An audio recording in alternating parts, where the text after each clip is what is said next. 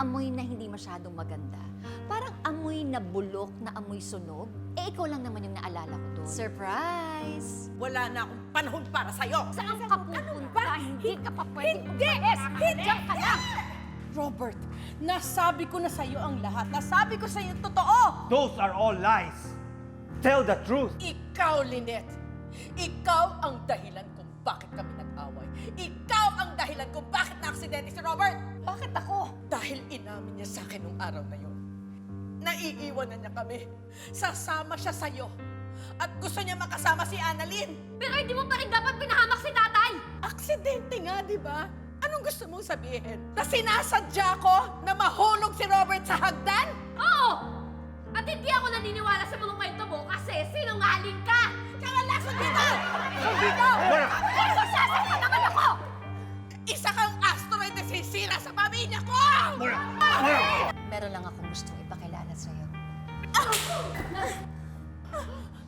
Ang ganda, hindi ba? Bawal ako sa'yo!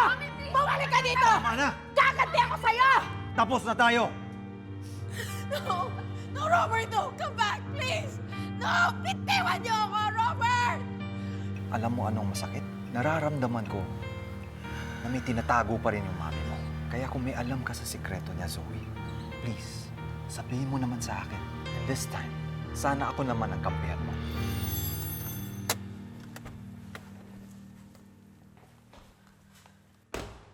Tara muna sa loob, Moira, at gagamutin ko yung sugat mo. Okay.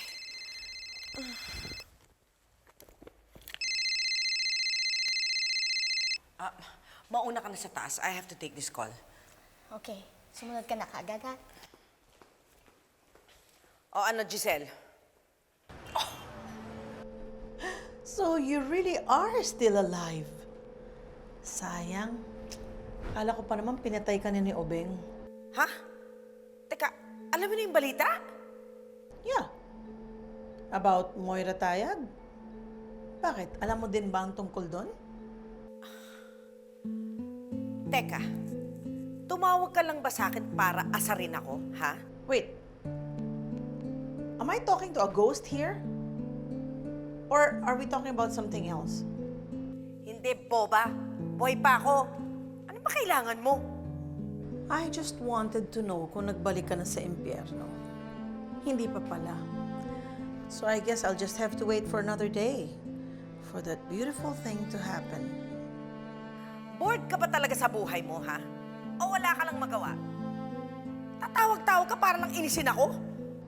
To warn you na hindi ka safe at hindi kay Obeng, kundi sa katotohanan.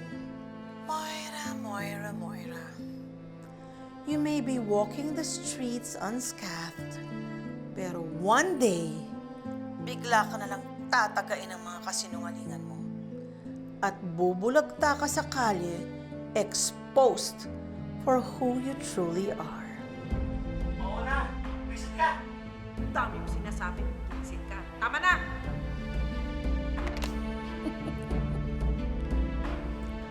I love it when you get angry, Moira.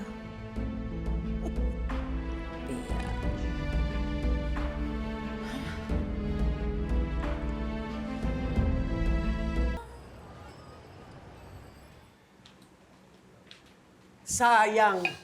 At hindi ko inabot yung nangyari kay Moira. Nahuli lang talaga ako ng dating eh. Pero ganun pa man. Cheers na rin. Cheers! Sa pagbagsak ng demonya. Chang! Chang-chang ka dyan. Deserve niya yun with a capital Z. Ay, true ka dyan, Chang. Akala yata ng Moira na yan kapag sinabi niya kay Doc RJ na si Lynette lahat ang may kasalanan, ay maaawa sa kanya si Doc RJ. Mukha niya. Kawawa. Papalusot lang yun. Alam ko naman talagang sukdulan yung galit sa akin ni Moira. Pero parang hindi ko matanggap na ako yung rason kung bakit tinulak ni Moira si RJ. Parang hindi talaga ako naniniwala. Pakiramdam ko merong ibang dahilan kung bakit nag-away sila nung gabing yun.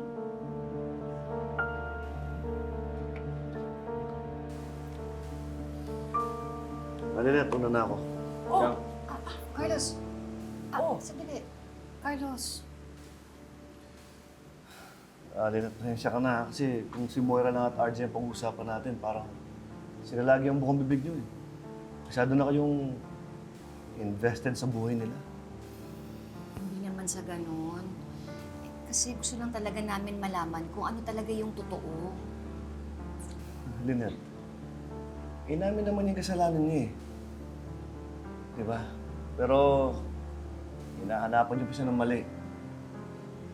Oo, Lynette. May mga kanya-kanyang buhay tayo eh. May mga bagay tayong kailangan pagtuunan ng pansin. Pero, masyado nang umiikot yung buhay niyo sa kanila eh. Kung ano man nangyari sa pamilya nila, labas na tayo doon. Doc Carlos, pasensya na po kayo Ako po kasi talaga yung tulay na nagko-connect po sa issues ni tatay kay nanay. At naintindihan ko po kayo. Ang mahalaga na lang po talaga ngayon, at least nalaman na po ni tatay yung tungkol kay Ma'am Moira. At inalis niya na po talaga sa buhay niya si Ma'am Moira. Sana lang po talaga tuluyan na po siyang manahimik at hindi manggulo.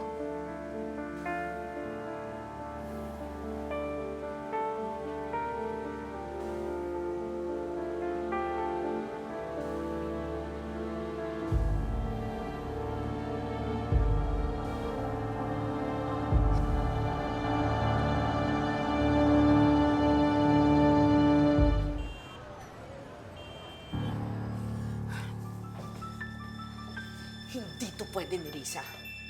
Hindi ako pwedeng baliwalain ng pamilya ko. Kailangan patawarin ako ni Robert. Moira, pwede ba? Pahupain mo na lang muna ang galit ni Robert. Paano kung hindi humupa?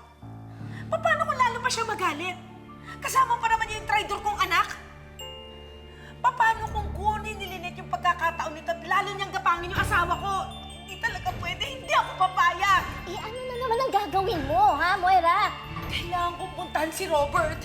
Peram ng kotse mo. Moira!